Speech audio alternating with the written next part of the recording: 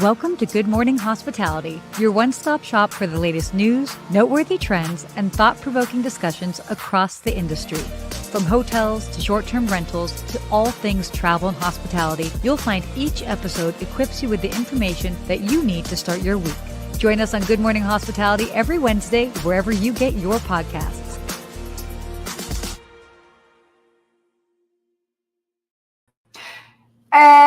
Good morning. Good morning, Sarah. Good to see you.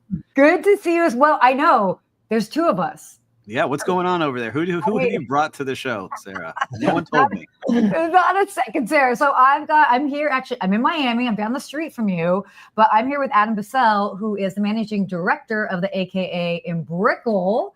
Hey, Adam. Hello. Good morning. This is so excited.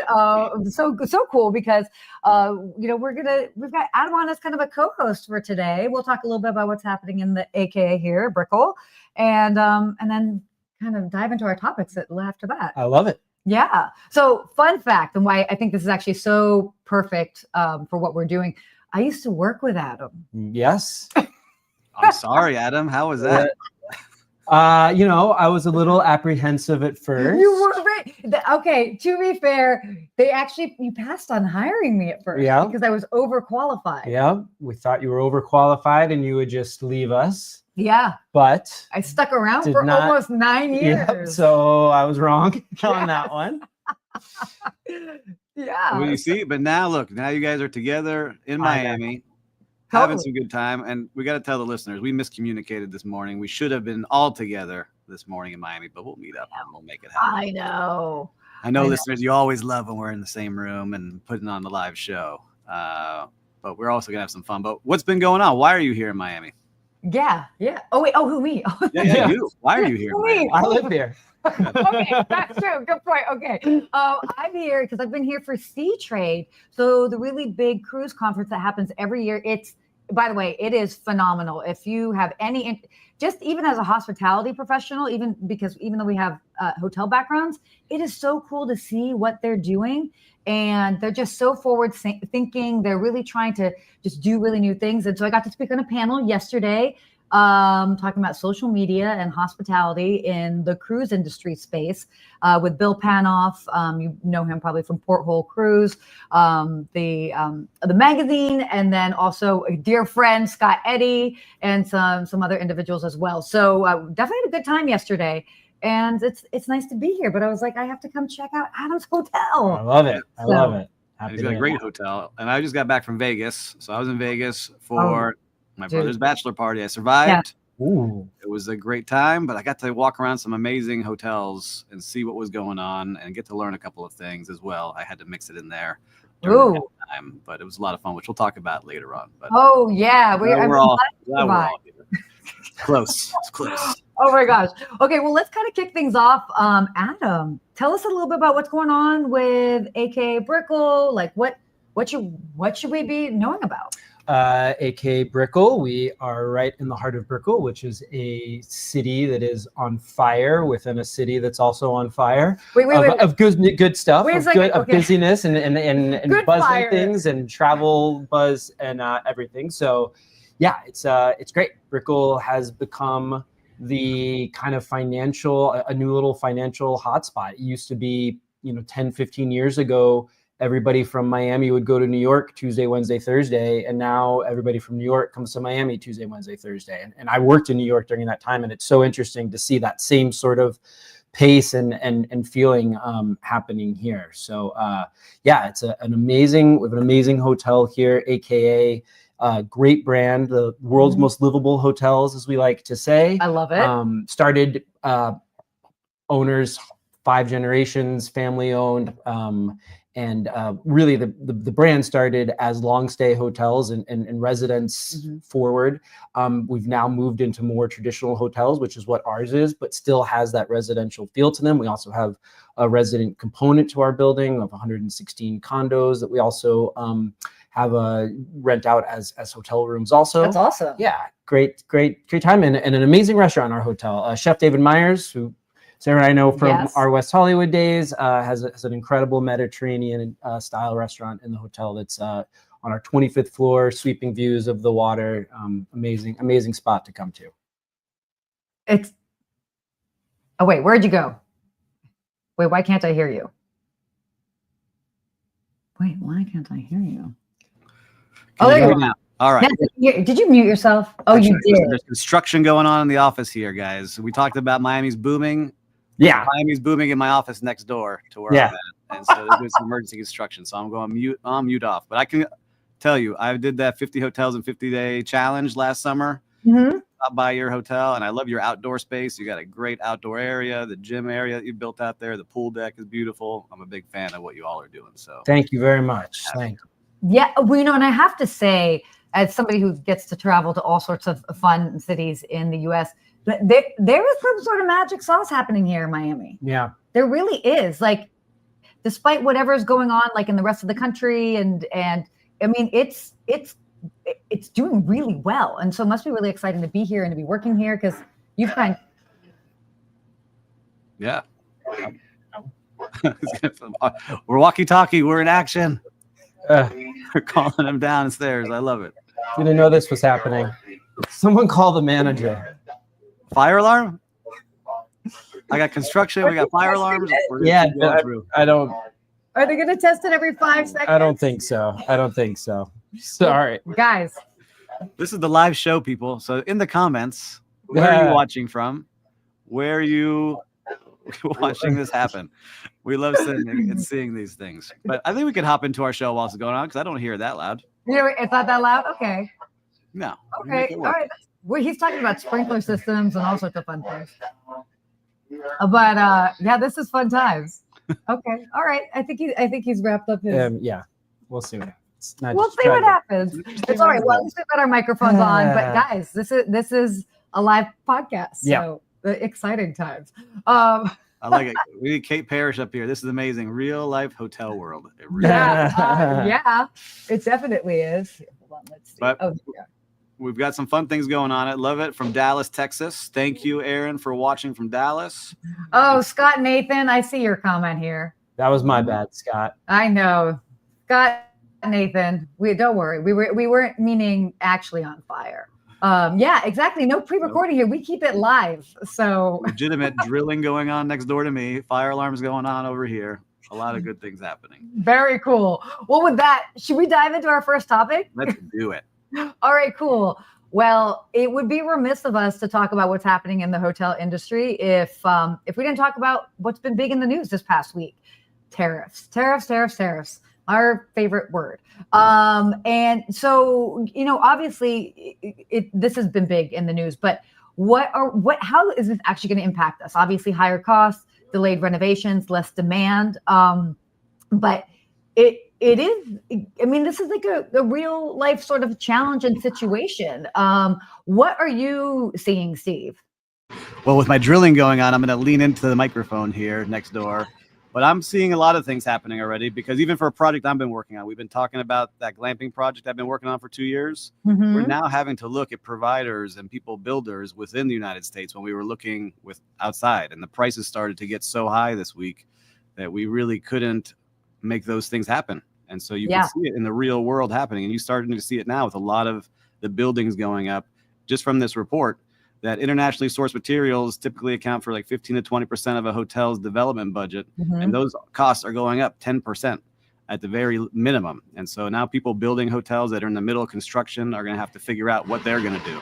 Yeah, definitely. So actually, Adam, what's like been going on behind the scenes, as much as you can share, obviously, with this talk? Are people nervous or just? Yeah, look, I opened a hotel in 2021 and also in 2022, and that was very, very difficult. You end up, like you're saying, you go for, your third or fourth choice of what you really want just based on what's available. So I think for hotels that are in development and even in the final stages, really OS&E, all that kind of stuff too. It's not even just development stuff. So I think that's who's going to be affected the most. Operating hotels, I don't know. doesn't appear like anything is going to really change a ton for that. What about like materials and stuff? Like I don't know, even just thinking F&B, like napkins or like that type. I mean, some of those little things you'll have to bob and weave and kind of look at some different suppliers and things. We now order eggs from 6 different people based on who has it available. So yeah, there'll be some of that, but I think it will be the development part for sure will be the hardest hit. Yeah. I can agree on that, because we're in that stage right now where we're getting investors together. We had costs set up, and then all of a sudden you have to start pivoting very quickly. And, we'll see what's going to happen here. Just seeing Scott Nathan, steel, lumber, furniture is going to be tough. That is true. Like, those things are all going to get more expensive, but I understand the other side. We say we're not going to talk politics here. Things are starting to be built in the United States. So I'm buying from somebody here in the United States that normally I would not have. So I'm not sure where this will go. I know that they're going to keep watching that. It's the big headlines that we're seeing over the last 4 days.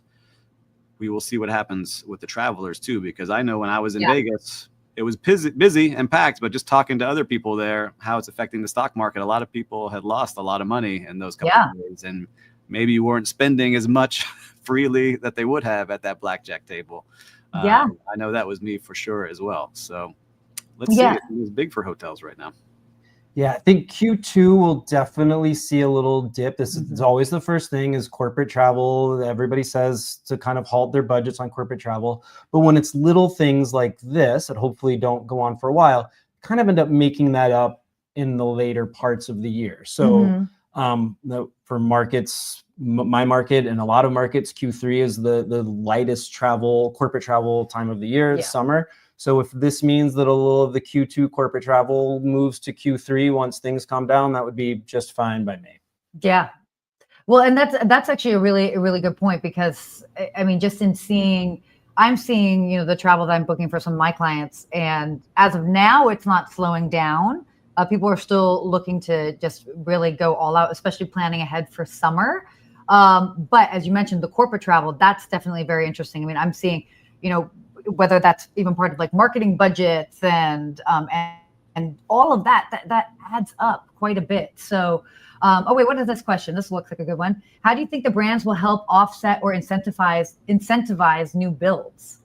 That's an interesting one. Yeah, that's a great question. I have to do some research on that, because the brands want these hotels to get built, but if owners don't have the funds that they need to get it done, because everything got more expensive, 10, 20, 25%, the big brands have a lot of fees that they put into those P&Ls. They may have to start looking at, all right, how are we going to make up that difference for that owner?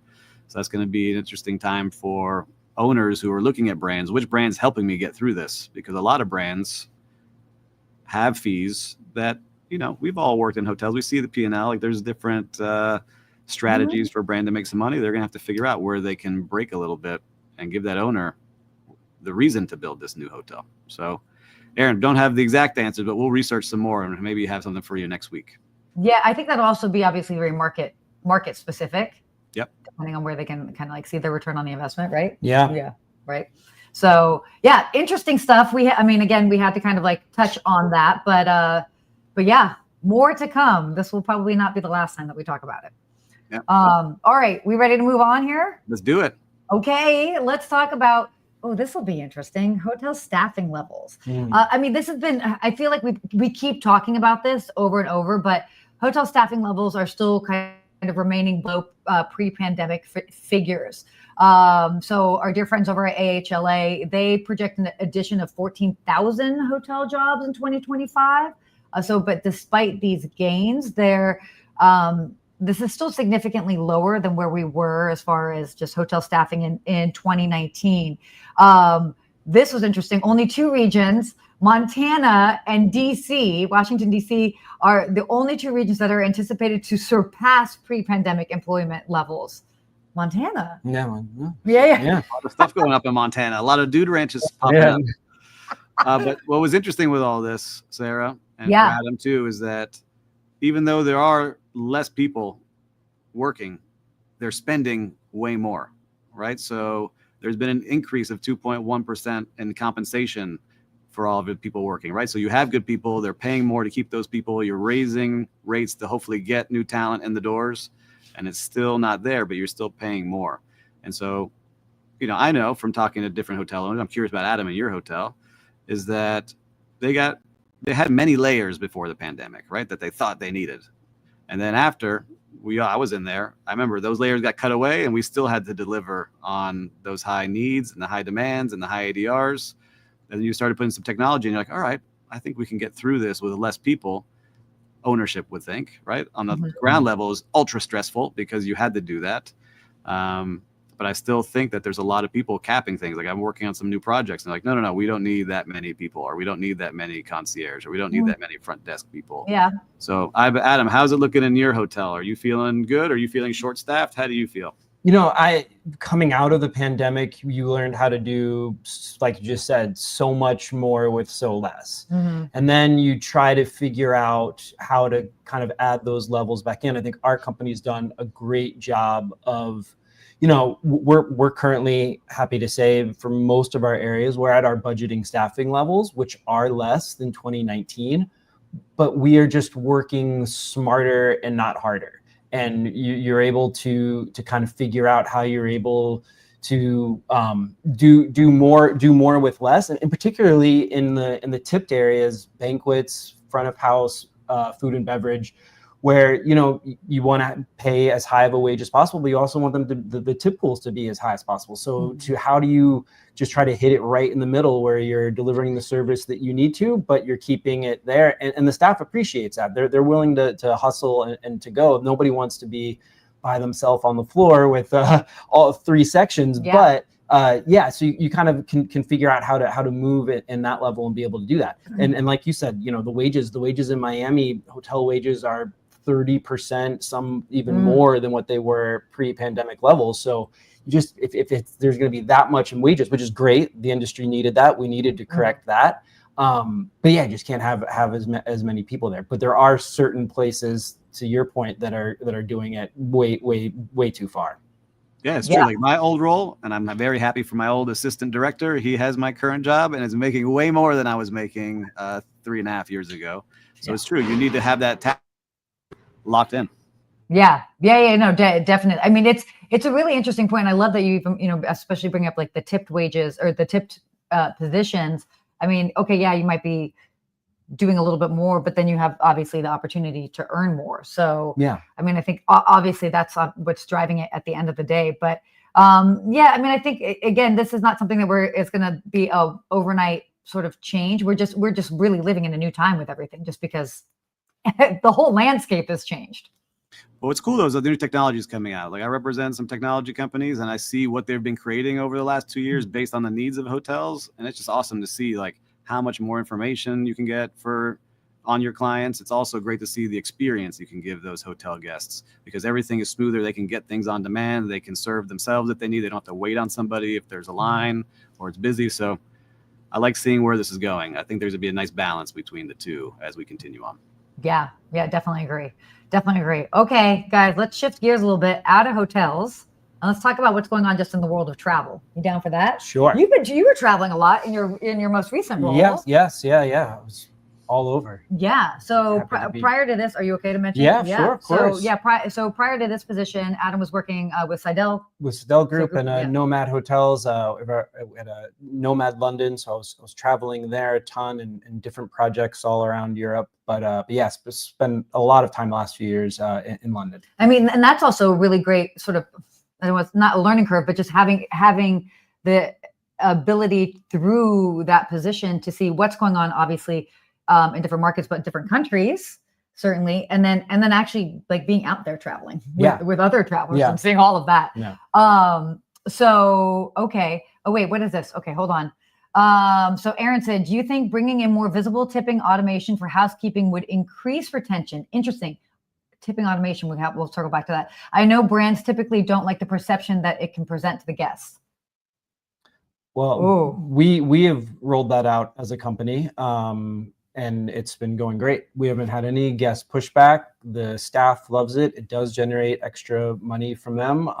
It's automation. Automation, QR codes. The QR code. Got it. Sorry. So no. Well, that's like digital tipping. Yes. But I didn't know like tipping automation. But yes, digital tipping for sure. Digital tipping, yeah. Yeah, because nobody's carrying cash on them anymore. No.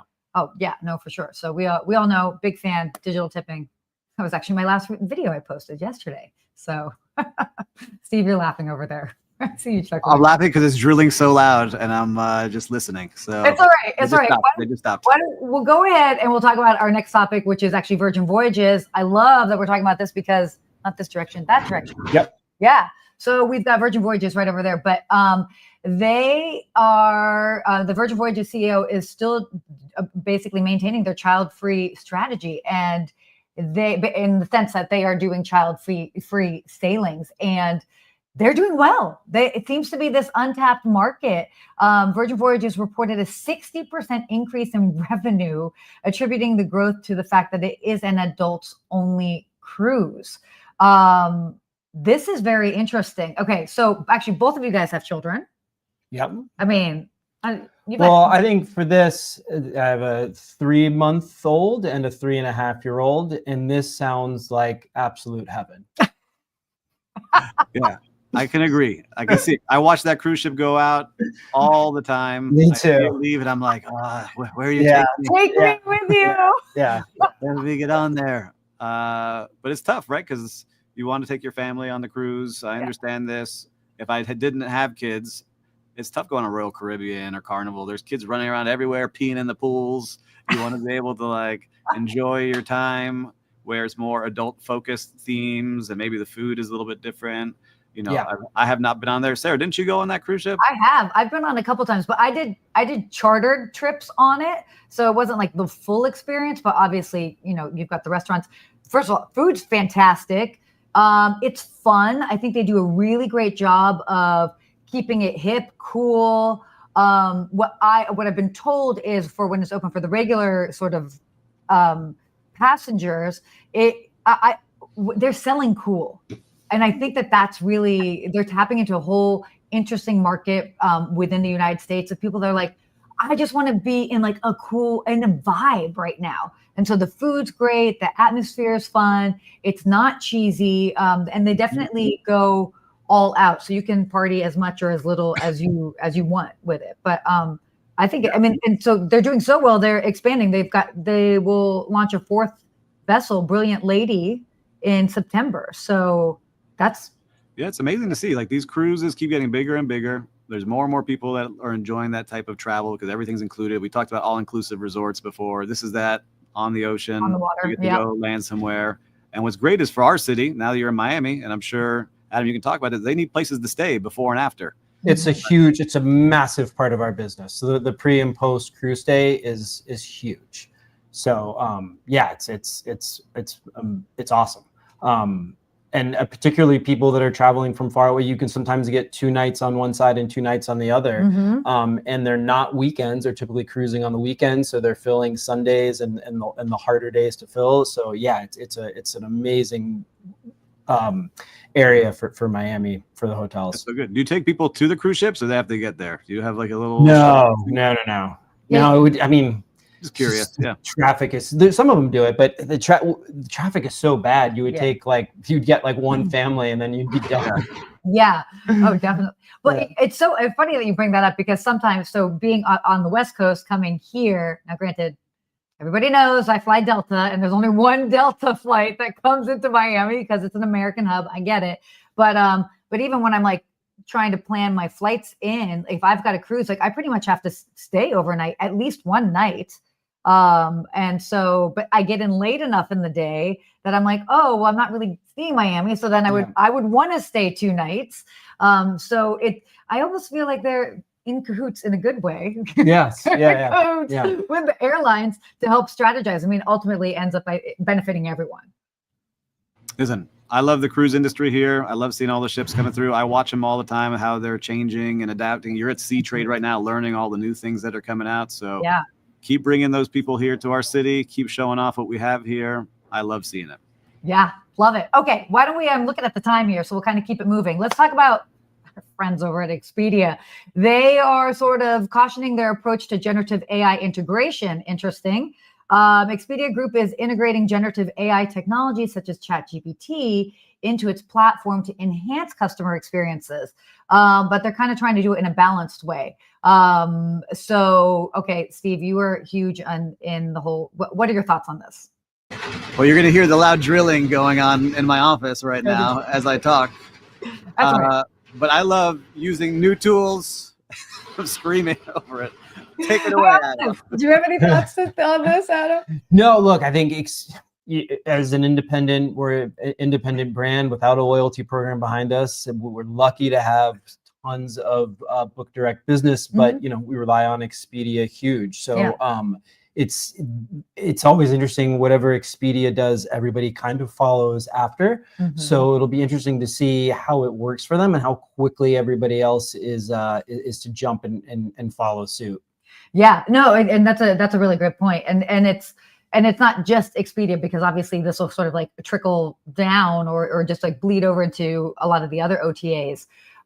So this is interesting. They have this employee engagement. Expedia has established an internal playground for employees to experiment with various large language models. So they're really trying to promote from within the sort of culture of innovation, which I mean, for that, I think that's great. You know, like they should make it so that, because that's where you, in that sort of like playground, that trial and error, that's where they're sort of able to find and figure out what works, what might be new. So yeah, I mean, I just used it for our trip in Las Vegas. Like, we had to plan a couple things when it was downtime. It gave me a bunch of great ideas, not using Expedia, but using ChatGPT. Yeah. And it also gave us ways to like budget and how to split up these giant payments we had, and it gave us tools to use. And I just think there's 1,000 ways for use it for traveling and for planning. It just makes things way easier for me, at least. I've been using it every day, multiple times a day. Yeah. So did you use the operator to do like any fancy things with it? 100%. It made us, we couldn't get a reservation at a restaurant that we wanted to go to, and we let operator in the background keep booking until it got booked. Oh my, wait, oh my gosh, that's crazy. That's actually going to be really interesting. I need to play around with that for some of the hard to get reservations and things that I find myself in.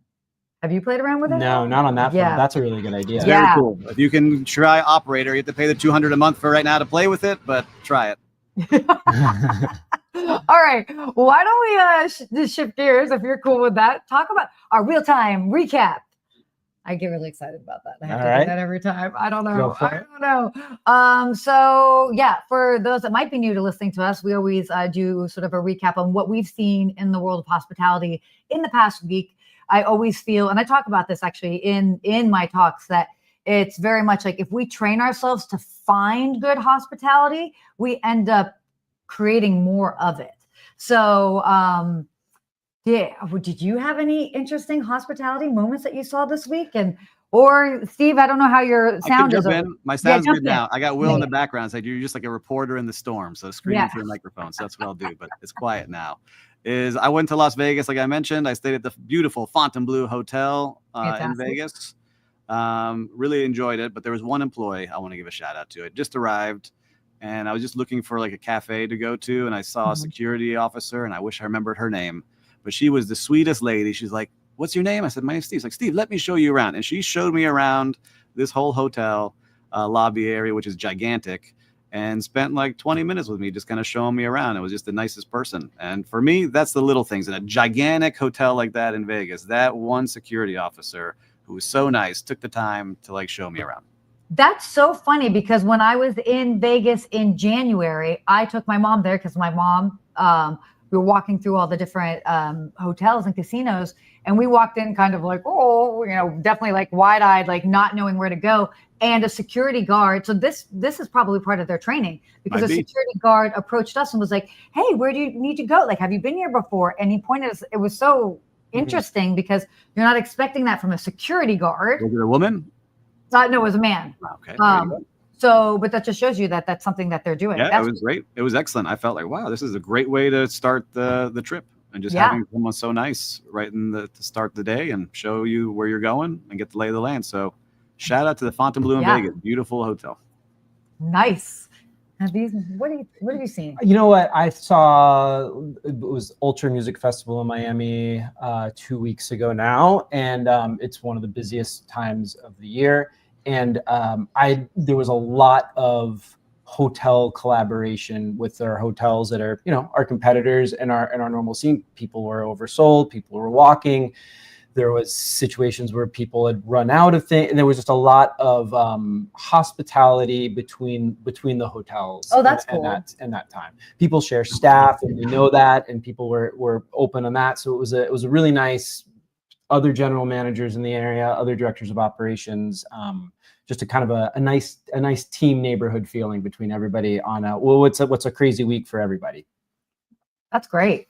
I love that. I mean, and because again, it's like, it's all showing that we're all in it together and kind of showing that camaraderie between the different properties where they might immediately be like, oh my gosh, you're on my comp set. Like we can't play like that. But I mean, when everybody's busy, everybody's winning. Right. So, and I can just say from our vacation rental world, for our company, we were sold out at like the highest rates we've had. It was a record weekend for us, way over last Ultra. I don't know if it was the same for you. Yeah, same. Yeah, the whole market was, and with terrible weather too. So yeah, flooding everywhere. I got to use the Bronco going through the floods. So I want to give a shout out to the team over at Blackberry Farms. So I don't know if you're familiar with them. I know, right in Tennessee. I happen to have some clients that were looking at staying there. We had to change some things last minute. But every single time I spoke to them on the phone, they were just so calm. They were relaxed. They were, it just was a reminder of what exceptional hospitality is. And by the way, I mean, they're known for being in a very rural area. I mean, it's a very specific destination property, not large at all. And we had to make some changes there. And I think you might even only have one concierge. And that concierge was very on top of it. The communication was fantastic. Their reservations team, even with us changing things, were very flexible and working with us on that. So shout out to them. It just was nice to see. It was new for me to be working with that particular property. So they were doing a fantastic job. So that was, have you been? No. Have you heard of it? No, I've heard of it. Yeah. But oh yes. So award-winning place. I've been watching that place for a long time. I gotta go. Yeah. They're and it's like it's not super easy to get to. I mean, you have to fly into Knoxville. Our good friend. Yeah. Oh, yes. My former coworker, Kirk Figgins, works over in Knoxville at the Graduate. Mm-hmm. So yeah, small world. Now we all now have reasons to go. Yes. Okay. Well, we got our hospitality quote of the week. Should I read it here? Yeah, get it. All right. Listening is critical to leadership, and so is staying authentic. You do that, and you will get loyalty. Making your role as a leader will be easy. Very nice quote here today. So, Adam, do you take this kind of leadership? Is this what you do in your hotel? Yeah, definitely. I'm a leader of cooperation and teamwork, and I came through operations, so I'm wanting to roll up my sleeves and be in there with everybody. And I can attest to that. Yeah. No, I can and I will, like, I honestly, because we're gonna have a sentimental moment now, so everybody be prepared. But that you were one of the main reasons why I ended up staying at the London for so long. It was because you set the tone, and you were very much like, you were right in there, like roll up your sleeves in the weeds, with us when it got busy. I mean, I think there was one time there was a crazy rainstorm and there was, the hotel was flooding. And I remember the two of us were like on our hands and knees in the lobby, like wiping down the floor. When you've got that sort of leadership that's leading by example, I mean, that really sets the tone. And obviously that also includes a lot with, you would be on the computer across the lobby, and then something would happen, and then you would chime in, and I was like, he hears everything. So that's one type of listening for sure. Yeah. But I think being in and around everybody and making sure that you're visible, you are able to hear. Thank you. And that's the fun part. The boring part of our jobs is when we're in our office by ourselves behind a computer looking at a spreadsheet. The fun part is getting out there and playing with everybody. Said like a true leader in operations. Yeah, thank you. Well, this has been great. What a fun show. Exciting live show with so much going on in the background. We still deliver for you watching and listening. True professionals right over here. True professionals. So this was great. And Adam, thank you for being part of our first sort of interview series, co-host series. Thank you. I thought it was cool. So you guys, if you like this format, let us know. We definitely will be, considering some additional co-hosts as we move forward here and there. We got some fun things going on. But I would say too, for listeners and watchers, if you're watching this on the repeat, on the replay, pause this now. Check out AKA Brickell. It is a great place. Thank you very much. Go stay with Adam. It is a beautiful hotel here in Miami and well worth a visit. But listen, a great show this week. What do we say? Until next week, stay hospitable, everybody. Stay hospitable. Bye. Bye.